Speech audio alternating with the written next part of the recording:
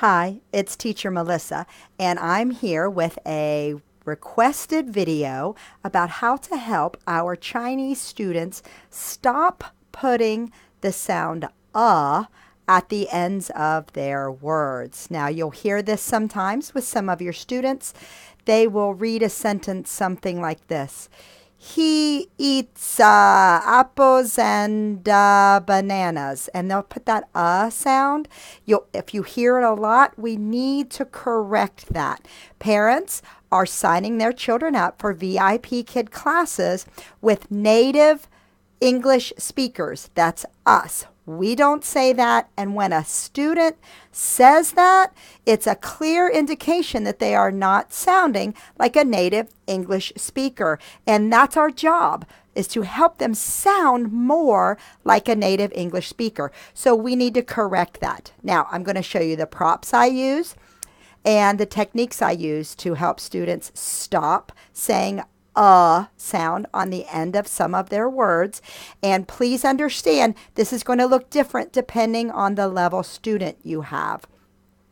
I don't know that I would even do this with a level 1 or a level 2. They're just learning to read. They need to learn to pronounce the TH sound. There's so many other things. If you've got an advanced level 2, you might want to try it. But by level 3, by golly, I am correcting this when I hear it. They need to not develop that habit. So don't let them do it for 3-4 months of class before you start correcting it. It's something you can start right away. So the first thing I have is a hammer. I just have a little hammer, keep it in my drawer. And when I hear them doing it, I will just say the word for them and tell them to stop. And is a big one. They do it for and. So that's the word I start with. I'm not going to correct it in every word in their sentence. I'm going to pick one word that they do it a lot and fix that one before I move on in the next class or even a few classes later. I'm going to grab a word they do a lot. And is a good one. Apples and bananas. Oh, and. Not and. And. No,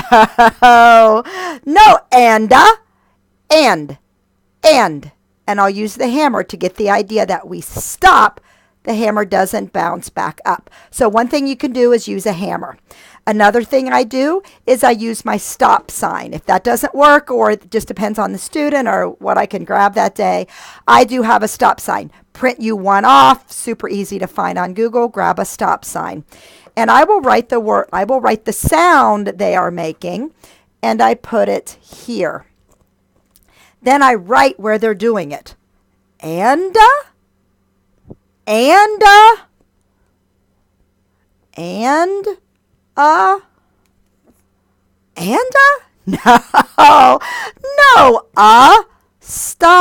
stop.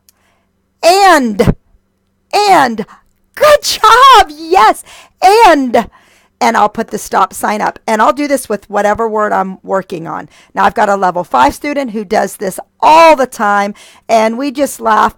I'll say makes a,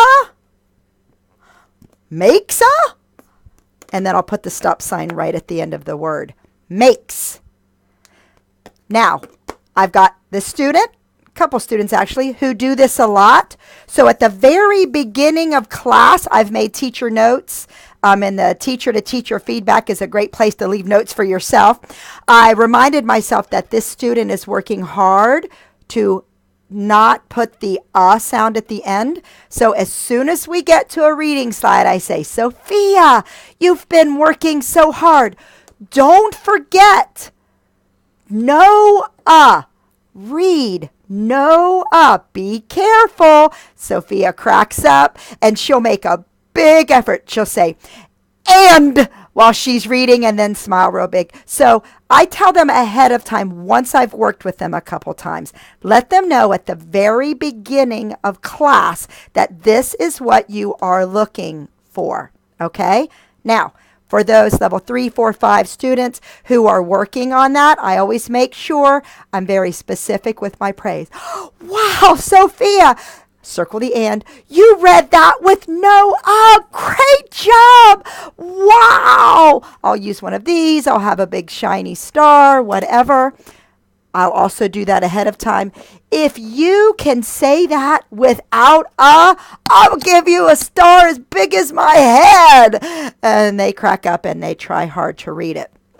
So then the next thing I do, in addition, especially with my upper level, if I know they are working on this, I will tell them, my turn to read.